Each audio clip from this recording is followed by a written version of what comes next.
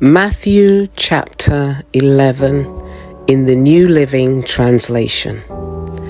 When Jesus had finished giving these instructions to his 12 disciples, he went out to teach and preach in towns throughout the region. John the Baptist, who was in prison, heard about all the things the Messiah was doing. So he sent his disciples to ask Jesus, "Are you the Messiah we've been expecting, or should we keep looking for someone else?" Jesus told them, "Go back to John and tell him what you have heard and seen: the blind see and the lame walk, those with leprosy are cured, the deaf hear, the dead are raised to life, and the good news is being preached to the poor." And he added, "God blesses those who do not fall away because of me." As John's disciples were leaving, Jesus began talking about him to the crowds. "What kind of man did you go into the wilderness to see? Was he a weak reed, swayed by every breath of wind? Or were you expecting to see a man dressed in expensive clothes? No, people with expensive clothes live in palaces. Were you looking for a prophet? Yes, and he is more than a prophet. John is the man to whom the scriptures refer when they say, 'Look, I am sending my messenger ahead of you, and he will prepare your way before you.' I tell you the truth, of all who have ever lived, none is greater than John the Baptist. Yet even the least person in the kingdom of heaven is greater than he is. And from the time John the Baptist began preaching until now, the kingdom of heaven has been forcefully advancing, and violent people are attacking it. For before John came, all the prophets and the law of Moses looked forward to this present time. And if you are willing to accept what I say, he is Elijah, the one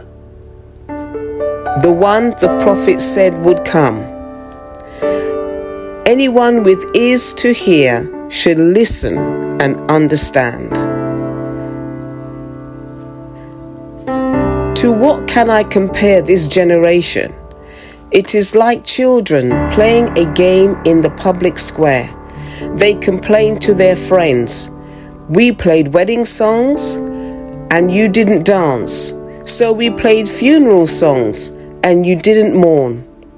For John didn't spend his time eating and drinking, and you say he's possessed by a demon. The Son of Man, on the other hand, feasts and drinks, and you say he's a glutton and a drunkard, and a friend of tax collectors and other sinners. But wisdom is shown to be right by its results. Then Jesus began to denounce the towns where he had done so many of his miracles, because they hadn't repented of their sins and turned to God. "What sorrow awaits you, Chorazin and Bethsaida? For if the miracles I did in you had been done in wicked Tyre and Sidon, their people would have repented of their sins long ago, clothing themselves in burlap and throwing ashes on their heads to show their remorse. I tell you, Tyre and Sidon will be better off on Judgment Day than you. And you people of Capernaum, will you be honored in heaven? No, you will go down to the place of the dead. For if the miracles I did for you had been done in wicked Sodom, it would still be here today. I tell you, even Sodom will be better off on Judgment Day than you." At that time, Jesus prayed this prayer, "O Father, Lord of heaven and earth, thank you for hiding these things from those who think themselves wise and clever, and for revealing them to the childlike. Yes, Father, it pleased you to do it this way. My Father has entrusted everything to me. No one truly knows the Son except the Father, and no one truly knows the Father except the Son, and those to whom the Son chooses to reveal him. Then Jesus said, "Come to me, all of you who are weary and carry heavy burdens, and I will give you rest.